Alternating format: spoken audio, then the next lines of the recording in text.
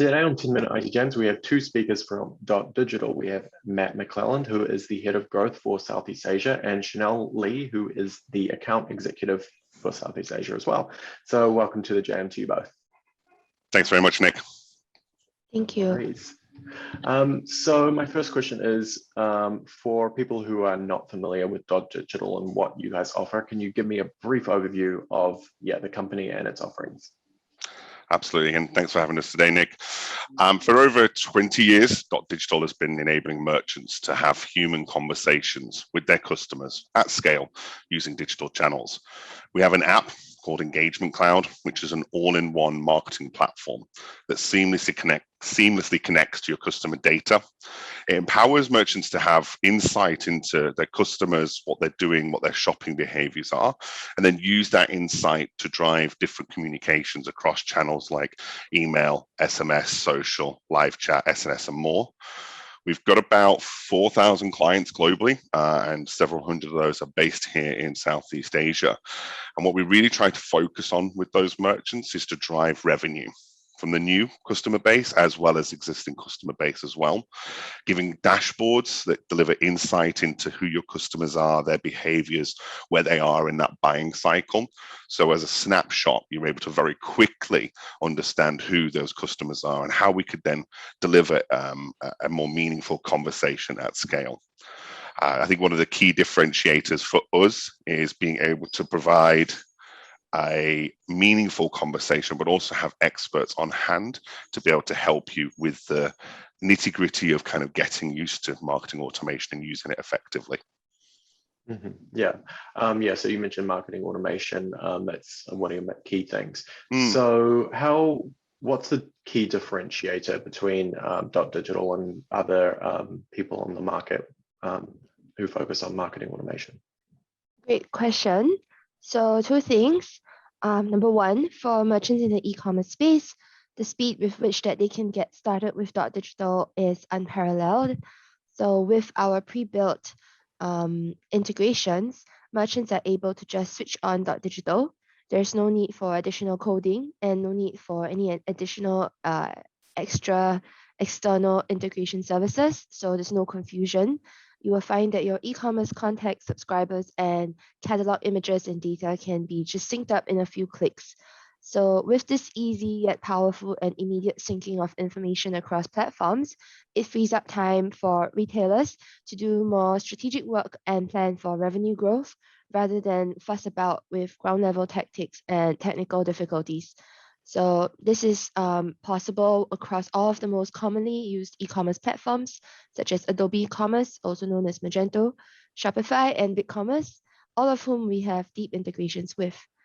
The second Lee-dotdigital difference is how we give our customers access to the best brains in the business. So to maximize the possibilities with our engagement cloud, Lee-dotdigital is a team of customer success managers as a resource who will help merchants extract the most value out of the platform and achieve the specific growth objectives that they set. So we have a really high customer satisfaction rate of 97%, which speaks to how much our customers enjoy and benefit from the dedicated attention of our customer success managers. Perfect. So could you tell me what are some of the company's biggest developments or achievements in recent times? Over the last 12 years, I've worked in the industry where we've seen kind of like a simple email tool as Lee-dotdigital turn into a cross-channel marketing automation leader. We've focused on delivering intelligence and commerce intelligence to merchants so that they can uncover insights that have previously been locked away in their e-commerce platforms. We're able to kind of see a single view of their contacts and get insight into who will buy next and what will they buy next. And this is something that merchants have been asking for years. And as a customer-centric and a customer-first platform and app, we look to see how the market's changing and shifting and what our customers will need. And so I think one of the things that's kind of the biggest development has certainly been that multi-channel approach over the last 5-6 years, delivering different ways of communicating with customers, as that customer in kind of Americas or Europe would be more focused on email, SMS, WhatsApp. As we come out here into kind of Southeast Asia, there's other SNS channels. Social plays a big part, especially in Japan, for B2B conversations over Facebook. I think since 2020, one of the Biggest achievements for me was that we are the world's first and only carbon neutral marketing automation platform, and using green technology and offsetting our carbon usage is our commitment to counterbalancing our carbon generation and our focus on the environment. And I suppose the last kind of biggest development is the B2C space as a whole. Consumers are increasingly choosing where they want to shop, and it's always down to kind of a brand's commitment. And we ourselves are there to enable brands to be the best that they can be through using effective, sustainable technology that delivers value to them and delivers value to their customers. All right, brilliant. So how does .digital help its clients generate results in terms of its marketing automation? Yep, so we've prepared a couple of examples to share today. So some examples of growth we've seen include, for instance, 3 times increase in repeat purchases for Converse, one of the world's leading footwear brands. We all know how hard it is to get new customers, so we've helped them get a clearer focus on repeat purchases, and that helps generate both revenue as well as loyalty. Another example would be almost 400% more revenue from Black Friday sales for Lacoste, which is a performance cycling apparel brand. And the third one is also a 300% increase in revenue for Trapo, Malaysia's leading automotive accessories brand. So some of these successes from merchants all over Southeast Asia, how it happens is they tell us that their success is powered by 2 things from .digital. Number one, the simple but powerful to use .digital addition to their tech stack. And number 2, also having experts at .digital to help and even become key members of their marketing teams and sitting in strategic meetings. It's this winning combination of our platform and our people that the merchants really benefit from. So take, for example, the Trapo story, where they grew their revenue by 300% over a period of time with us. So Trapo is a company that offers car mats for more than 800 car models in Southeast Asia. At the beginning, Yonat, the chief marketing officer of Trapo, he was facing a roadblock in his growth due to increasing industry competition, as well as not having the right technology that he needed to access his customer data insights. So at those crossroads, he chose to come on board with .digital to run personalization, automation, and retargeting marketing campaigns. So while the platform met his needs in terms of helping him study and map his customers' shopping journeys, the biggest difference for him at the end of the day was also having his customer success manager, Emily, from our .digital team, who sits in his strategic marketing meetings to help directly contribute to their growth plans and what they want to accomplish. So with fantastic results like tripling their revenue as well as increasing their loyal customer segment by 23% for the Malaysian market, they're now actually looking at going ahead to expand their programs to other markets, including Singapore and Indonesia. So yeah, one of the great case studies that have come out of .digital. Brilliant, yeah. And I've got one more question.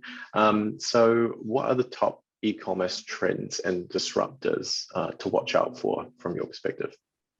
Yeah, so I mean, number one, omni-channel selling isn't just good to have anymore or a thing of the future. We believe it's a must in order for retailers to survive. So customers now are more digitally savvy than ever before, and they will be interacting with your brand across a blend of both physical and digital touch points. So merchants definitely don't want to be losing out on potential engagements by not having a presence on a commonly used channel. Everyone is different. Some people prefer good old email, others SMS, and some simply like having the convenience of live chat or WhatsApp.